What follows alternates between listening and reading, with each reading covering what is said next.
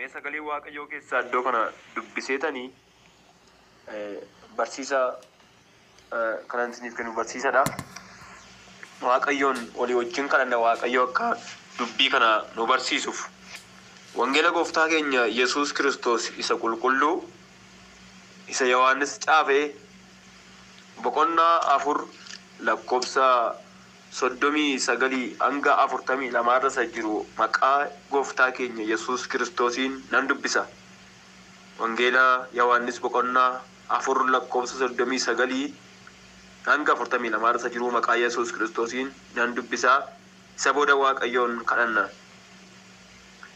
Sababii dubartittiin waan ani kanaan dura hojjedhe hundumaa anatti hime jettee dhugaa baateef mandara sana warri Samaariyaa baay'een isatti amanan.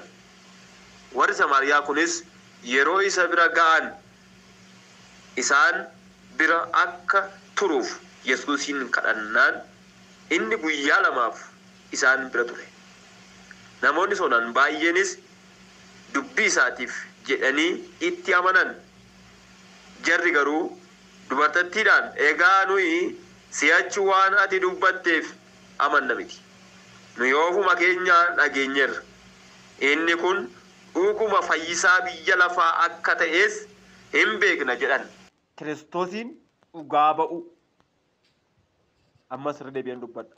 Mata dureen keenya Kiristoosiin dhugaa ba'u kan jedhudha. Kiristoosiin akkamittiin dhugaa baana? Dhugaa ba'u jechuun maal jechuudha? Maali dhugaa ba'uun? Maali Kiristoosiin dhugaa ba'uun? Eenyutu immoo Kiristoosiin dhugaa ba'a? Sagalee kanatu nutti hima. Wangeela kana Yohaannis boqonnaa 4 lakkoofsa 39 hanga 42 irraa kan jiru ni dubbisi amma. Akkasiin isaatti waan xiqqoo yoon dubbadhee darbee waan bal'aa dubbachuudhaaf yeroon keenya wajjin deemuudhaaf waan bal'aa dubbachuudhaaf yeroon keenya nu ga'u. Waa'ee Yohaannis waan baay'ee dubbachuun hin danda'ama.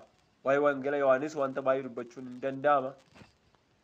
Waan xiqqoo garuu dubbadhee akkasiin isaatti kan darbu wangeela Yohaannis kan jedhu kana Yohaannistu caafe. Yohaannis kun immoo isa kamii? Yohaannis ilma Zabdiyoos obboleessa Yaaqoob bartoota Gooftaa keenya Yesuus Kiristoos keessaa isa tokkodha. Isatu wangeela kana caafe. Macaafota 5 barreesse Yohaannis kun. Macaafota 5 barreesse. Tokko wangeela barreesse. Lammaffaan ergaa 3 barreesse. Ergaa Yohaannis isa duraa. Ergaa Yohaannis isa lammaffaa. Ergaa Yohaannis isa sadaffaa barreesse. Inni arfaffaani mul'ata barreesse. Yohaannis jechuudha. Macaafota 5 barreesse. Inni kan biraan waa'ee Yohaannis kana kan ilaallu yookiis immoo kan dubbachuu barbaadu bartoota Gooftaa keenyaa Yesuus Kiristoos keessaa Yohaannis kuni nama umurii quufee dulloomee du'edha. Bartoota Gooftaa Yesuus Kiristoos keessaa namni umurii quufee dulloomee yeroo barri isaa du'e Yohaannis qofadha malee warri kaan karaa garaa garaatiin aarsaa ta'an. Warri kaan mormatu irraa cite, warri kaan hin fannifamanii, warri kaan lafatti waqaramanii mormi isaanii irraa cite. Bifa kana garaa garaatiin du'an warri kaan.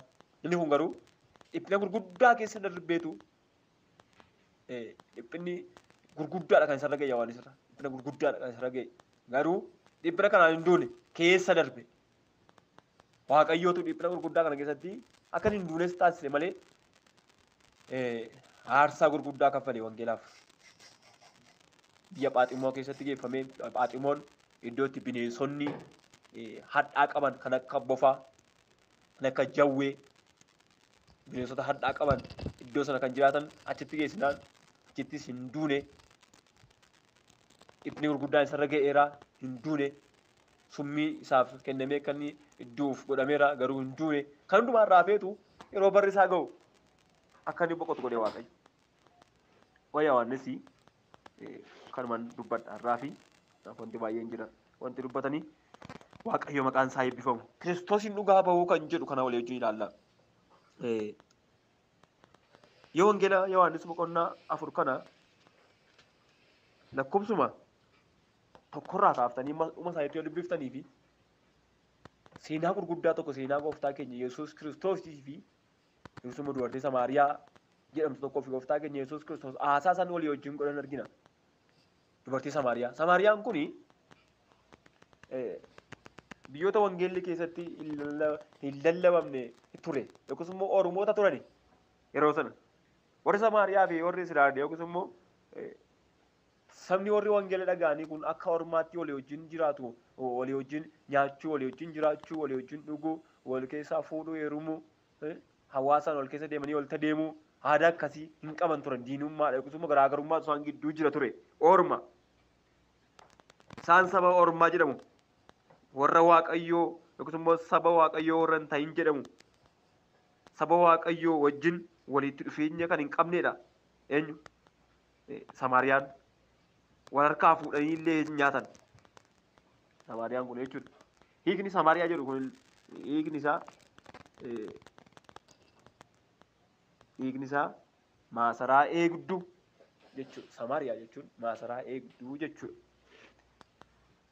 Saba akkasittiin walitti hin dhufne kana Yesuus Kiristoos gaaf tokko akka sa'aatii ja'affaatti utuu deemaa jiru dadhabeetu gara laga bishaaniitti gadi bu'e. Gara sa'aatii ja'affaatti. Gara laga bishaaniitti gaafa inni gadi bu'u iddoo sana immoo dubartiin Samaariyaa tokko amala addaa kan qabdu tokko akkasuma amala fokkisaa kan qabdu tokko bishaan waraabbachuu iddoo sana dhufte. Akka isheen iddoo sana dhaqxus beeka Yesuusii. Amalli ishees maal akka ta'e beeka Yesuusii. Kaayyoo ofiisaatii gara biyya lafaa dhufes beeka ture. Ani warra karaa irraa kaatan, warra gataman barbaadu, warra karaa irraa kaatan karaatti deebisu. Hiyyeessotaaf cubbamootaafan dhufedha. Kaayyoon isaa kanadha. Dubartii wajjin dhaabbatanii haasa'uun illee hiika biraa qaba. Akka aadaa yeroo sanaatti. Yesuus Kiristoos garuu dubartii kana fayyisuudhaaf yoo ishee fayyise immoo karaa ishee namoonni baay'een akka fayyan waan beekuuf gara laga bishaanii kanaatti gadi bu'e. Iddoo sanatti ani 39 kaasee tan dubbise isin immoo tokko kaaftanii dubbiftanii haa baay'ee argitu haasaa isaan walii wajjin godhan keessa haasaa baay'eetu ture. Erga haasaa baay'ee kana walii wajjin haasaanii booda garuu dhoksaa guddaa tokko itti hime gooftaan keenya Yesuus Kiristoos. Haaleluyyaa. Dhoksaa guddaa tokko dhoksaa mana ishee keessa jiru. Dhoksaa isheen ittiin ofirratti kan isheen hin mul'ifne kan isheen beektu qofa itti hime. Dhoksaa guddaa kana erga inni itti hime hin naate, hin amante. Yesuus Kiristoosiif galanni guddaan haa ta'u. Maal ittiin jedha? Dhoksaa guddaa inni itti hime ati abboota manaa 5 qabdaa ittiin jedhe. Garuu dubartittiin hin heerumne waan si dhibu ejjituudha. Sakanaa jinis hin jiraatti, sasanaa jinis hin jiraatti, sakanaa jinis hin jiraatti. Ati abboota manaa 5 qabdaa ittiin jedhe. Baay'ee kan nama dhibudha. Gaafa kana dubartiin Samaariyaa kuni gaafa dhoksaa guddaa kana bira gahee gaafa itti himu waan gola ishee keessa jiru gaafa itti himu okkotee ishee chumatti gatteetu gara mandara Samaariyaatti sokkite. Mandara Samaariyaa keessatti akka wangeelli hin lallabamne ture. Wangeelli hin seenne ture mandara Samaariyaa keessa. Dubartiin kun dhoksaa guddaan kun gaafa itti himameedhu Yesuus Kiristoos ilma Waaqayyoo akka ta'e gaafa barte. Yesuus Kiristoos fayyisaa akka ta'e gaafa barte. Yesuus Kiristoos dhoksaa garaa namaa keessa jiru akka argu gaafa barte. Yesuus Kiristoos isa hundumaa danda'u ilma Waaqayyoo akka ta'e gaafa barte gara mandara Samaariyaa gara mandara isheetitti sokkite. Fiigaa sokkite. Mandara sana keessa geessetu namoota hundumaatti mandara sana keessa kan jiran hundumaatti isa dhoksaa koo natti hime kottaa ilaalaa ittiin jette. Waaqayyoof galanni guddaan haa ta'u. Akkas jedha sagaleen kun sababii dubartittiin waan ani kanaan dura hojjedhe hundumaa anatti hime jettee dhugaa baateef mandara sana warri Samaariyaa baay'een isatti amanan. Ameen ameen ameen. Sababii dubartittiin waan kanaan dura hojjedhe hundumaa anatti hime jettee dhugaa baateef mandara sana warri Samaariyaa baay'een isatti amanan. Warri Samaariyaa kunis yeroo isa bira ga'an isaan bira akka turuuf Yesuusiin kadhannaan inni guyyaa lamaaf isaan bira turedha. Namoonni sonaan baay'eenis dubbii isaatiif jedhanii itti amanan. Ameen ameen ameen ameen. Jarri garuu dubartittiidhaan egaa nuyi si'achi waan ati dubbatteef amanna miti. Nuyi ofuma keenya dhageenyeerra inni kun dhuguma fayyisaa biyya lafaa akka ta'e in beeknaa jedhan. Gaafa isheen dhattee isa waanan kanaan dura hojjedhe hundumaa anatti hime kottaa ilaalaa Yesuus Kiristoos yeroo kana laga bishaanii dhaabbatee iddoo sana dhaabbatee jira. Inni mandara Samaariyaa duukaa yeroo sanan dubartii duukaa hin baane. Ishee hime, dhoksaa isheetti hime, fayyisaa ta'uusaa itti hime. Achoo dhaabatee eege laga bishaanii. Isheen gara mandaraa dhaqxeetu namoota hundumaatti xinnaa guddaatti waanan kanaan dura hojjechaa ture dhoksaa koo kan itti hime tokkotu jira. Beekottaa dhaqaa ilaalaa bakka ni jiru ittiin jette. Yeroo kana warri mandaraa Samaariyaa keessa jiran hundumsaa duukaa dilichaniitu gara laga bishaanii iddoo sana dhaqan. Maqaan Waaqayyoo bara baraa nagaateeffamu. Akkaataa itti isheen isa ishee fayyise dhugaa baate kana argina kutaa kana keessatti yookiin iddoo kanatti. Namoonni kun gaafa duukaa dhaqan akkasitti jedhan. Egaa nuyi jedhan waan ati nutti himteef utuu hin taane waan argine waan dhageenye kana hin amanna dhugaas hin baana nuyi amma ija keenyaan argineerra. Inni dhuguma fayyisaa biyya lafaati. Kanaaf kottu yaa gooftaa nu wajjin mandara keenyatti gali nu bira tuttuuri jedhan. Haaleluyyaa. Warri kaleessa wangeela jibbaa turan. Warri kaleessa Yesuus Kiristoosin hin beekne.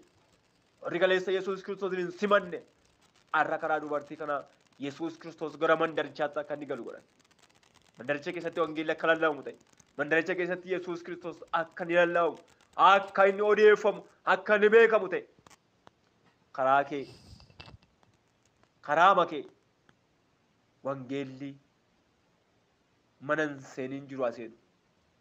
Haaleluyyaa. Biyyan seeniin jiru aseenu. Waaqayyo karaa siyaa godhatu. Dhuga baatu Yesuus Kiristoos ta'e. Nama Kiristoosiin ol kaasee nama Kiristoosiin beeksisu siyaa taasisu Waaqayyo. Kan Waaqayyo bara baraan galateeffamu. Dubbiin kun dubbii guddaadha. Suuta jedhee isinitti hima. Sis mee suutuma jedhaatii dubbii kana dhaggeeffadhaa. Ergaa guddaatu as keessa jira. Naaf dubartiin kun isa ishee fayyise namoota baay'eetti dhugaa baate. Yookiis immoo mandara guutummaatti dhugaa baate. Tarii isheen nama 100tti himte ta'a. Yookiis immoo tarii isheen nama 50 itti himtennaan namoonni isaan kun immoo amananii namoonni 50 kun immoo nama meeqatti hayman jennee yaadna. Yookiis immoo namni 100 kan yeroo sana dhaga'e namni 100 dhaga'e kun nama meeqatti hayimu jennee yaadna.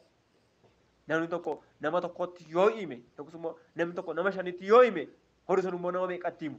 Akkasittiin guutummaa mandara Samaariyaa keessa wangeelli akka ga'u ta'e.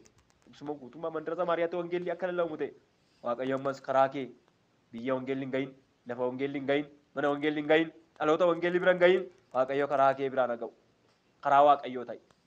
Haaleluyyaa. Kan Waaqayyo bara baraan ulfaatu.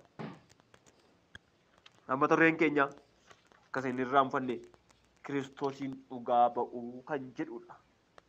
Kiristoosiin dhugaa ba'uu kan jedhudha. Bara keenya keessaa namni Kiristoosiin dhugaa ba'uu hin barbaadu. Ni fayyee machumaan taa'uu barbaada. Isa fayyise himuu hin barbaadu. Waan keessa Waaqayyo isa dabarse dubbachuu hin barbaadu. Akka itti fayye dubbachuu hin barbaadu. Ofii fayyee warra hin fayyinitti dhugaa ba'uu hin barbaadu. Mul'isuu hin barbaadu. Fayyisaa isa ta'e kana himuu hin barbaadu namni baay'ee. Fayyee fayyina isaa kan dhoksu baay'eedha. Gaaf tokko gooftaan keenya Yesuus Kiristoos lamxoota 10 fayyiseeti. Haqaa luwaa fi raasisaa jedheen. Jennaan utuma deemaa jiran warri lamxii kuni namni kurnan kun hin fayyan. Karaamatti fayyan. Jennaan inni tokko gara gooftaa keenya Yesuus Kiristoositti fiigee deebi'ee nan fayye jedheen. Jilbeenfatee dhufee galata dhiyeesse. Gooftaan akkas jedhe nama 10tu fayyeedhe. nama tokkicha duwwaatu garuu deebi'ee galata dhiyeesse.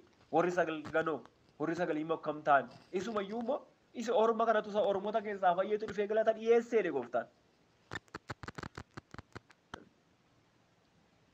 Fayyina waaqayyoo si fayyise fayyitee foonittis haa ta'u hafuurattis haa ta'u fayyitee fayyina kana dhoksaa jirta yoo ta'e kana waaqayyoo sirraan barbaadu sirrii miti jechaadha waaqayyo kanarra dhugaa ba'i jechaa jira waaqayyo. Himi isa si fayyise himi jechaadha waaqayyo. Karaa garaa garaa himuu dandeenya fayyina irra jiru karaa garaa garaa mul'isuu dandeenya fayyina irra jiru akka itti fayyine waaqayyo maqaan isaa ulfaatu. Gooftaan Yesuus bara baraan ulfina guddaa argatu. Jireenyi amantoota bara keenyaa jireenya amantoota keenyaa maal fakkaata? Namoota konkolaataatti nammanii deeman yookiis immoo konkolaataan kan deeman fakkaata.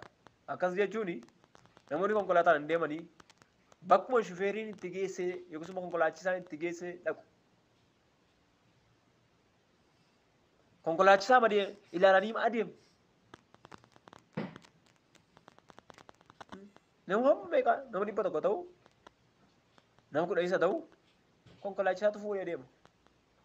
Jireenyi amantoota bara keenyaa kana fakkaata. Akkas jechuun hin fayyine amantoonni keenya bara keenyaa hin fayyine waan fayyan fakkaatu malee hin fayyine. Garuma inni geggeessu fuudhee deemuutti duukaa didichu. Akkasumatti waldaa diriichanii waldaa dhaqu. Akkasumatti lallabuuma. Akkasumatti faarfachuuma. Yaa'uuma. Didichuuma. Faarfachuuma malee haasuma afachuu olii gadi didichuudha malee hin fayyine. Geggeessaa duukaa didichuudha malee. Tajaajila duukaa lallamaa duukaa didichuudha malee. Adda baasanii waan waamaniif kan hin hubatin baay'eedha. Waldaa kiristaanaa keessa guutanii jiru. Utuu fayyaniiru ta'e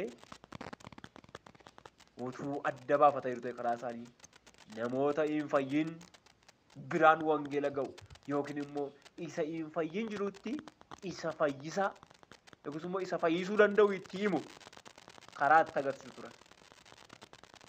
Amma garuu hin fayyine waan ta'eef akkuma warra hin fayyiniitti jiraatu. Waldaa kiristaanaa malee akkuma warra hin fayyiniitti jiraatu. Waaqayyo nu haa gargaaru. Mi fakkeenya tokkoon yookiis immoo mammaaksa tokkoon sitti himu macaafa qulqulluu keessa kan hin jirre. Yeroo tokko jedhama namoota sadiitu ture. Namoonni kun sadan rakkina garaa garaa qabu. Sirriitti na caqasaa. Namoonni sadan kun rakkina garaa garaa qabu. Tokko moluudha yookaan immoo rifeensa mataatu irra hin jiru. Moluu malaaxaasa jedhamu. Rifeensa mataa hin qabu. Irraa dhumee jira. Aduun yeroo hundumaa guba. Inni tokko quba harkaan qabu. Waan ittiin nyaatu hin qabu. Waan ittiin hojjetu hin qabu. Quba harkaan qabu. Quba harkaa lachuuyyuu hin qabu. Inni tokko. Inni sadaffaan immoo hiyyeessa. Waanuma tokkoyyuu hin qabu. Waan nyaatanis waan uffatanis manas jireenya waan tokkoyyuu hin qabu. Jara sadan kanatu gara daandiitti ba'ee akkasumas daandiirra taa'eetu kadhata. Hin kadhatu. Maal kadhatu? Waama isaan barbaachisu kadhatu kaa. Inni tokko inni rifeensa mataa hin qabnes, inni quba harkaa hin qabnes, inni hiyyeessis daandiirra taa'aniitu kadhatu. Jennaan gaaf tokko jedhama. Ergamaan Waaqayyoo nama fakkaateetu bakka isaanii dhaqee gaafata. Isa tokkoon gaafa inni gaafatu maal taate maaliif kadhattannaan maal akkasii ta'uu barbaaddannaan ani aduu ture hunduma dhaguma. Tuma rifeensi mataa naa kenname jedheetu kadhata. Rifeensa mataa barbaadde jennaan eeyyennaan siifa ta'u gaafa jedhu rifeensi mataa dheeraan saggoo isaarra cicciisu bareedaan kennameef ammoo biqileef. Isa tokkoon gaafa inni gaafatu maal taate kadhatta maal barbaaddate immoo naan quba harkaan qabu. Waanuma tokkollee akkatti hojjedhu hin qabu. Nyaata yoo argadhees akkatti nyaadhu hin qabu. jedhan immoo. Kanaaf rakkinuma kana keessaa immoo barbaada quba harkaan barbaadannaan qubni harkaa siifa dhufuutti jennaan qubni harkaa babbareedaan qeensi babbareedaan biqilee immoo qubni amma achi keessaa yaa'ee bibbiqile. Inni sadaffaan immoo maal barbaadannaan ani immoo hiyyummaa matu na rakkise qabeenyaan dhabee jedhan immoo qabeenyaan dhabee hiyyummaan na rakkise jennaan akkasittiin jedhe yaa qabeenyaa yaa horii yaa saawwaa kottuuf innaan inni immoo keessa horome jedhama.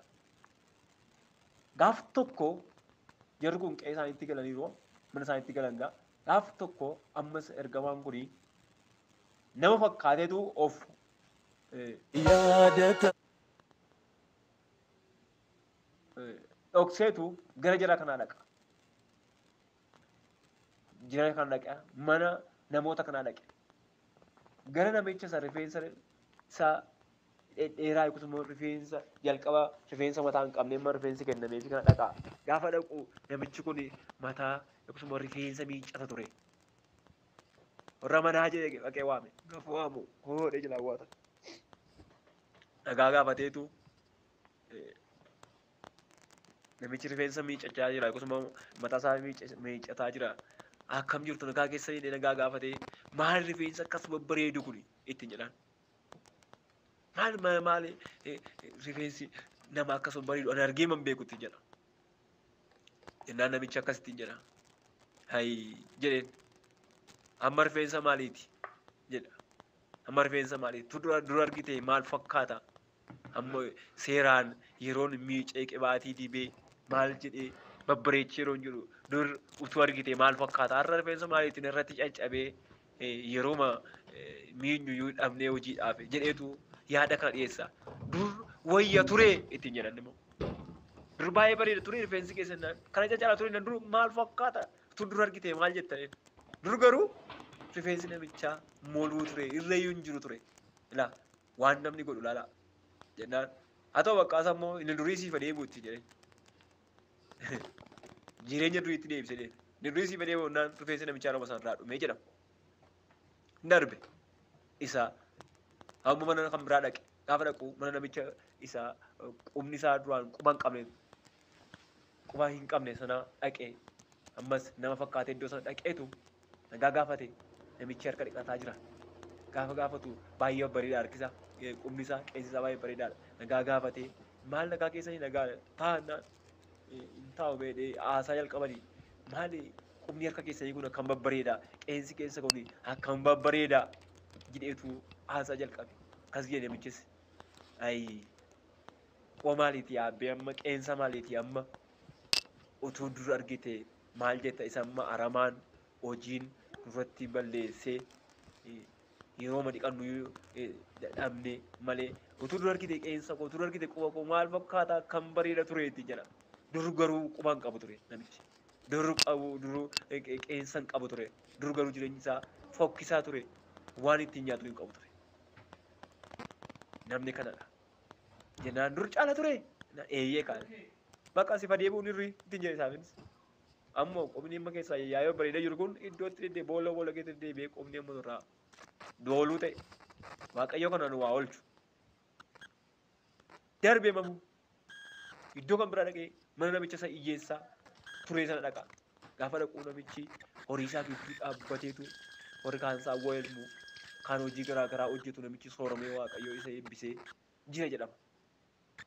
Gaafa dhaqu nagaa gaafatee namicha jirtu nagaa gaafateetu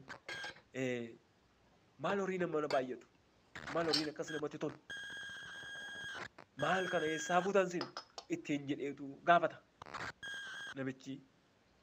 Gaafa gaafatu akkasittiin jedha qabeenya koo irraa ija kee kaasi an dur kanan turre waaqayyootu qabeenya amma kanaa naa kenne waaqayyootu na eebbise ani hiyyeessan ture ani nama karaarra taa'ee kadhachaa turedha waan nyaadhu waan dhuguun qabuun ture qabeenya kootti mooruu dhufte moo qabeenya koo abaaruu dhufte moo immoo eessaa dhufte maaliif qabeenya koo laalta ittiin jedhaan ati durii eessa turte ati durii hin qabdu turte ittiin jedha. Eegaa maal qaba dur waan tokko iyyuu hin qabu na eebbise garuu waaqayyo jireenya koo eebbisee mana natti ijaare waaqayyootu jireenya koo kana miidhagsee malee dur jireenyi koo fokkisaa ture ittiin jedha. Akkasittiin jedhe. Ammayyuu yaa qabeenyaa, yaa horii, yaa saawwaa kottaa dachaatitti jedha. Hin waame qe'ee sanatti itti dabalee itti waame itti dabaleetu eebbifame namichi jedhama. Jireenyi kiristaanota bara keenyaa jara kana yookiis immoo jara warra fayyanii fayyina Yesuus Kiristoos dhoksanii sana fakkaata. Fayyaniiru garuu fayyina isaanii dhoksu. Dhukkubatti fayyanii isa isaan fayyise immoo kan hin himne hedduutu jiru. Mee sagalee kana mee gabaabaatti gara dubbii kana dubbadheetanii namni fayyee maal godha kan jedhuun dubbadheetu. Namni fayyee qabxii shanan kanan dubbachuu barbaadan. Namni fayyee maal godha fayyitee taanaan atis kana qabxii nama dubbadhu kana gochuun sirraa eegama. Yoo fayyitee ta'e qabxii kana gochuu qabda. Namni fayyee maal godha? Tokko namni fayyee isa fayyise dhugaa ba'a. Namni fayyee isa fayyise dhugaa ba'a. Wangeela gooftaa keenya Yesuus Kiristoos boqonnaa Maatiyos boqonnaa 9 lakkoofsa 17 yoo ilaaltanii fi lakkoofsa 27 jara jaamaa namoota jaamaa nama lama argina iddoo sanatti jaamaa nama lama. Isaan kuni gooftaan keenya Yesuus Kiristoos ija isaanii fayyisee akkasittiin jedhe waan amma ta'e kana nama tokkotti ni minaa jedhe.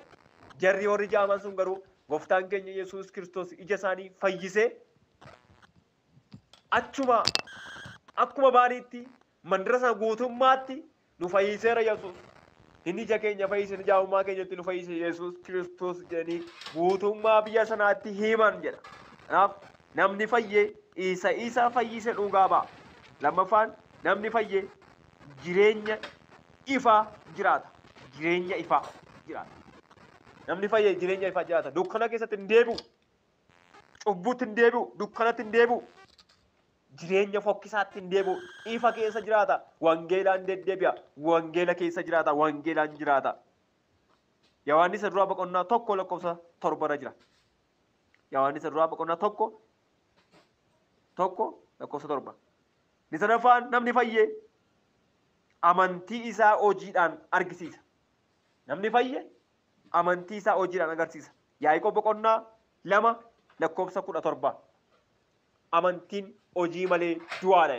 Namni akkasumatti ani amantiin qaba jedhee hojiidhaan immoo hin agarsiisu yoo ta'e wal bira darbeera. Amantii qabda taanaan hojiidhaan agarsiisa amantii kee. Kanaaf namni fayyee isa arfaffaan namni fayyee maal gochuu qabaa? Namni fayyee maal gochuu qabaa? Akkasumas namni fayyee bu'aa waldaa kiristaanaati. Haaleluyyaa. Bu'aa waldaa kiristaanaa. Ija waldaa kiristaanaati.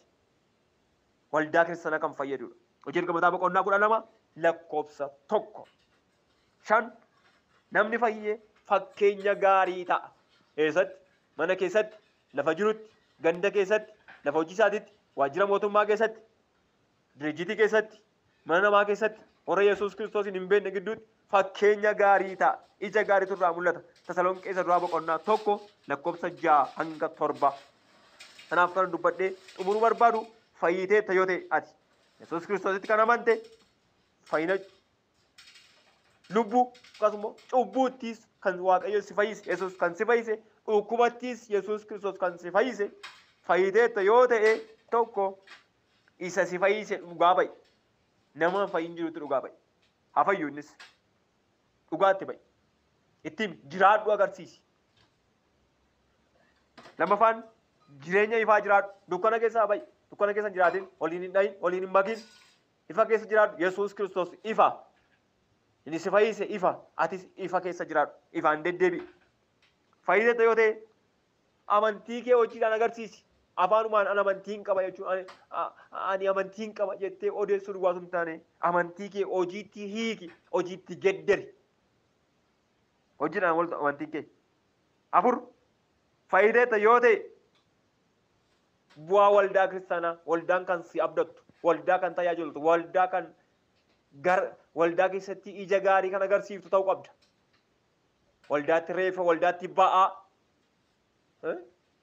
waldaatti dhukkuba kan taanu baay'een jiru. Akka kana miti. Namni fayye waldaa kiristaanaaf bu'aadha. Ija. Shanaffaan fayyina tanaan fakkeenya gaarii ta'e. Waliin dhahin. Fakkeenya gaarii ta'e. Nama baay'eedhaaf karaa ta'e. Siyaa ilaalu namni baay'een karaa kee gara ifaa kana gara isa fayyisaa ta'e kana haa dhufu. Waaqayyo maqaan isaa eebbifamu. Ulfinni guddaan galanni guddaan Waaqayyoodhaaf haa ta'u. Bara keessan yeroo keessan Waaqayyo eebbisu. Hin kadhanna.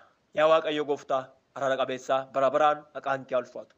Waa'ee sagalee keef, waa'ee ergaa keef, waa'ee dubbii kee guyyaa irraaf bara baraan maqaan kee ulfaatu. Buloota koo biyya keessaaf biyya alaa ta'anii dubbii kana dhaggeeffachaa jiran yeroo isaanii bara isaanii eebbise. Egaa yaa Waaqayyo gooftaa karaa Yesuus Kiristoos ilma keetiin nu fayyifteetta. Fayyina guutuu nu fayyifteetta. Foonittis hafuurattis nu fayyifteetta. Cubbuutti nu fayyifteetta. Egaa yaa Waaqayyo sabni hin fayyin, lubbuun hin fayyin, haati hin fayyin, abbaan koo hin fayyin, obboleettiin koo, obboleessi koo, firoottan keenya, lammiin keenya hin fayyin baay'een jiru. Isaan kanattis fayyisuu kee himuu kan dandeenyu, fayyisaa ta'uu kee dhugaa ba'uu kan dandeenyu Waaqarraa nu gargaari. Humni dhuga ba'umsaa obboloota kootii ta'idhamu. Yeroo ammaa kanaa jalqabee sagalee kana dhaggeeffachaa kan jiran duukaa ta'e isaanii wajjin dhaabbadhu. Yaa Waaqayyo fayyisuun kee isaanii wajjin haa argamu. Hirreen kee isaanii wajjin haa argamu. Yaa gooftaa dhugaa ta'uun kee isaanii wajjin haa argamu. Fayyisaa ta'uun kee isaanii wajjin haa argamu. Yaa Waaqayyo gooftaa sin kadhadha. Mana isaan keessa jiran keessaa hidhaa hiikiiti. Fayyisaa ta'uu kee beeksisi. Mana isaan keessa jiran keessaa bineensa ajjeesiiti. Fayyisaa ta'uu kee argisi. Yaa Waaqayyo sin kadhadha. Isaanii wajjin ta'uu kee irraan yaa Waaqayyo gooftaa kan ka'e hidhaan dhukkubni hojiin jallinaa hojiin seexanaa hojiin dukkanaa rukutamaa ta'u ijoollee kee wajjin ta'e bara keenya yeroo keenya eebbisi maqaa gooftaa keenya fayyisaa keenya Yesuus Kiristoosiif jettee ameen ameen ameen. Waaqayyo bara keessan eebbisu eebbifamaa eebbifamaa eebbifamaa.